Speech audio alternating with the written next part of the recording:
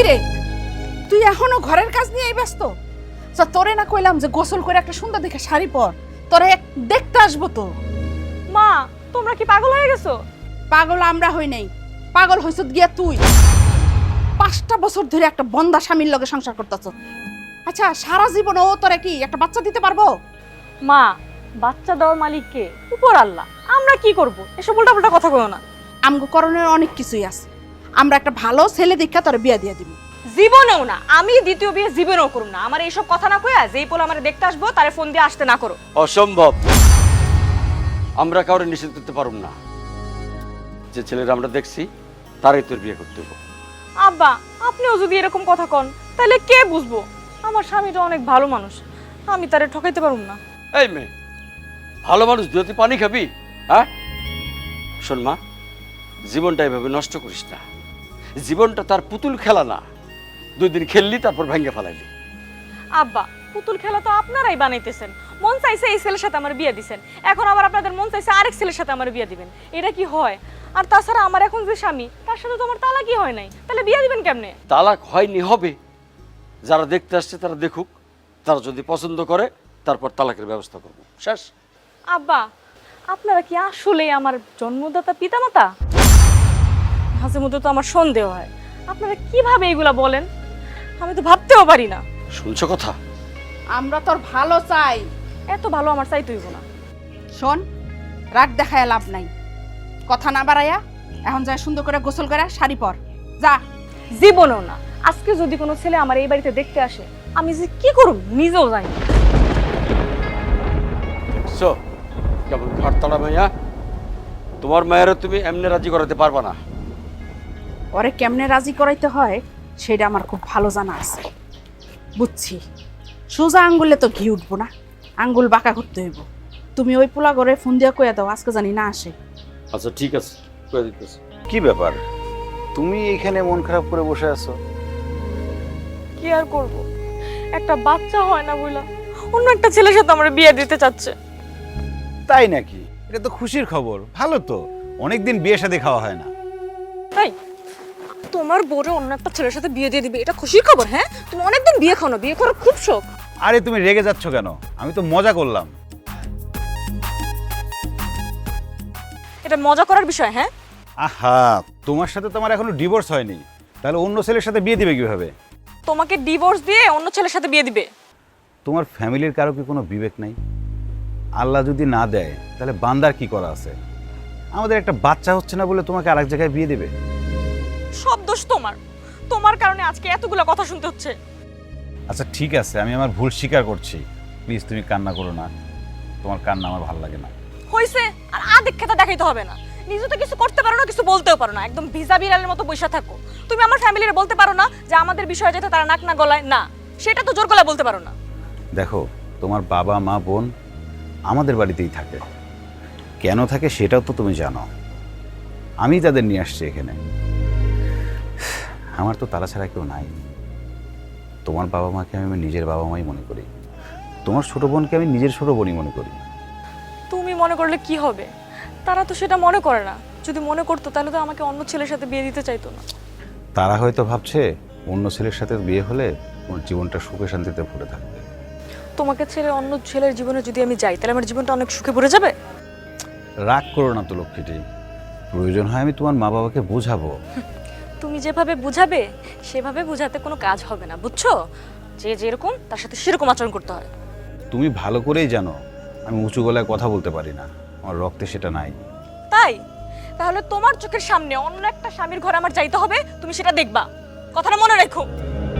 যাও তো যাও, তুমি আমার সামনে থেকে যাও, আমার একদম ভালো লাগতেছে না। হ্যাঁ, কান্না করো না। বলছি না যাইতে, যাও। তারা আসো কেন?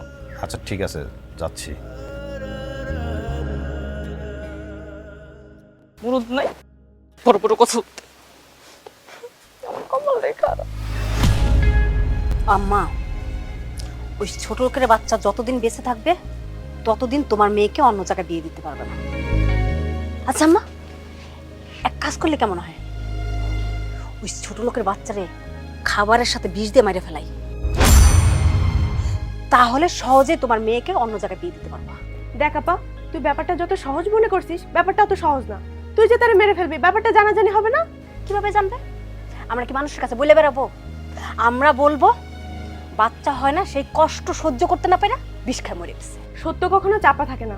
সত্য যখন সবার সামনে আসবে তখন আমাদের সবাইকে দড়িতে ঝুলতে হবে। এসব মারাটার কথা বাদ দে তো। এমন কিছু চিন্তা করে বাইর করতে হইব যাতে সাপও মরে লাঠিও না ভাঙে। আম্মা, কি ভাঙার কথা বলতেছেন?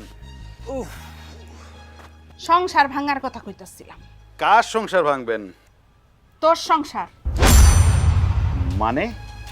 এই আটকুরার বাচ্চা, তোরা কতবার করে কইছি যে আমার মেয়েটারে তুই ছাইরা দে, মুক্তি দে, কিন্তু তুই তো আমার কথা শুনতাছিস না। হ্যাঁ, আমি এইরকম আটকুরার কাছে আমার মেয়েরে সংসার করতে দিব না। আমার মেয়েরে তুই কবে ছাড়বি এটা কর। আম্মা, আপনাকে আগেও বলছি, এখনো বলি, আমি আপনার মেয়েকে ডিভোর্স দেওয়ার জন্য বিয়ে করি নাই। আর তাছাড়া আমাদের মধ্যে তো কোনো সমস্যা নাই। কেন শুধু শুধু আপনারা এমনটা করছেন? সমস্যা নাই? হ্যাঁ, আরে তুই যা গত 5 বছর যাবত একটা বাচ্চা দিতে পারতাছিস না। হ্যাঁ, এটা কি সমস্যা না? আবার কয় আমাদের ভিতরে কোনো সমস্যা নাই। আম্মা, আমার হাতে তো ক্ষমতা নাই। আমার হাতে যদি ক্ষমতা থাকতো তাহলে একটা না 10টা বাচ্চা দিতাম। সব ক্ষমতা তো উপরাল্লাহর হাতে। আর উপরাল্লাহ কেন আমাদের বাচ্চা দিচ্ছে না সেটা তাকেই জিজ্ঞেস করেন। তাই বলে আমাদের সংসারটা ভাঙবেন? এতদিন তো সংসার ভাঙার কথা কইছি, এখন তো মন চাইতাছে বাড়ি মেরে তোর মাথাটাই ভেঙে দিই। আটকুরার বাচ্চা। বড় আপা, আম্মার একটু বুঝান না। কি বুঝাবো? আম্মা যা বলছে তা তো সত্যিই বলছে। তোর মতো আটকুরার মুখ দেখলে আমাদের অমঙ্গল হয়। তুই আমাদের সামনে দিয়ে হাঁটলেও আমাদের অমঙ্গল হবে, বুঝছো? আপনাদের কাছ থেকে এমন ব্যবহার আমি আশা করিনি। দেখেন দুলা ভাই, আপনার এসব ইমোশনাল ডায়লগ বাদ দেন, যান তো এখান থেকে।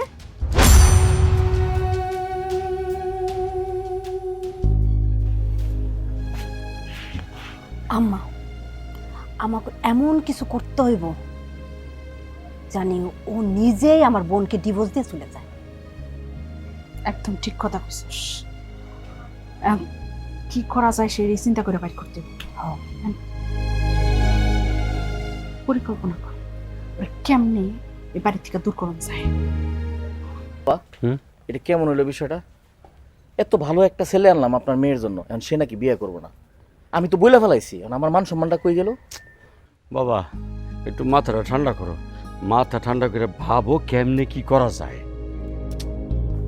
এটা বাবার কিছু নাই। ওই যে আতখোরা বাঞ্জাটা আছে না, ওটারে না দৌড়ানো পর্যন্ত মালিহারে বিয়ের সাথে দেওয়া যাবো না, ওটারে দৌড়াইতে হইব। কাকে বের করে দিতে চাইতেছেন আপনারা? হ্যাঁ, কাকে? যার বাড়িতে থাকেন তারে বাই করে দিতে চাইতেছেন? আপনার কোনো বিবেক বুদ্ধি নাই? দেখ মালিহা, তুই আমার ছোট বোনের মতো, শালি হইতে পারোস কিন্তু আমি তো বোনের মতো দেখি। আমরা সবাই তো তোর ভালো চাই, তোর ভালোর জন্য একটা ভালো পাত্র নিয়ে আসছি। ওর সাথে বিয়ে হইলে তোর জীবন খুব সুখের হইব, ঘর বইরে বাচ্চা কাচ্চা হইব। দেখেন দুলা ভাই, আমি খুব ভালো আছি আলহামদুলিল্লাহ। আমার ভালো আর চাইতে হইব না আপনার। আব্বা, দেখছেন অবস্থাটা? কারে কি বুঝাই? আমার কি মনে হয় আব্বা জানেন, এই মেয়েটাই আপনার না। হাই চল, তুমি এসব কি করতেছো? তোর না মানে আমি বুঝাইতে চাইতেছি আব্বা, আপনি চাই দেখেন তার কুমারটা কিন্তু দেখতে আপনার মতো না। আপনি কি সুন্দর, তারপরে হ্যাঁ তো আপনার কথাও শুনে না। যদি আপনার মেয়ে হইতো তো আপনি প্রত্যেকটা কথা শুনতেন। আরে বাবা রে, হয়েছে কি, ওই আটকুড়া ভাঞ্জার লগে থাকতে থাকতে ওর স্বভাবটা ওর মতো হয়ে গেছে। আব্বা, আপনি একদম ঠিক কথা কইছেন। শোন, তুই যত কথাই কস, এই আতকুরা বাঞ্জার লগে তোরা আমরা রাখবো না। ওই তোরা কোনো সময় ভালো রাখতে পারবো না। দেখেন দুলা ভাই, আপনার এই দিবা স্বপ্ন কোনোদিনও পূরণ হইব না। কারণ আমার জীবন চলে গেলেও আমি আমার স্বামী ছাইরা অন্য কোনো পুরুষের ঘর সংসার করব না। আর শুনেন, আপনারে অনেক সম্মান করি, এমন কিছু কইরেন না যে আমি আপনার সাথে খারাপ ব্যবহার করতে বাধ্য হই, তাহলে এর সম্মানের পাত্র আর থাকতে পারবেন না। আব্বা, হ্যাঁ? এখন বুঝছেন তো, কইছিলাম না যে মেয়ে কি আপনার কিনা? আপনার রক্তের সাথে তো তার রক্তের কোনো মিলই নাই। আচ্ছা আব্বা, একটু ভালো করে চিন্তা ভাবনা করে দেন তো যে মেয়েটা কোনো কারণে। এই জামা, এই তুমি একটু মুখ সামলে কথা কত। এটা কি আলতু ফালতু কথা কইতে আছো তুমি? এরকম কথা কইও না।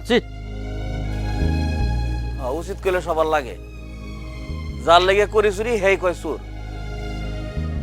আমি একেবারে ছাইরে দেওয়ার পাত্র না। মালিহারে অন্য ছাড়ার কাছে আমি ঠিকই বিয়া দিয়াম। ফাইজলামি পাইছে, একটা আতখোরা বাঞ্জার লগে সংসার করতেছে, বাচ্চা কাচ্চা হয় না, কিচ্ছু না।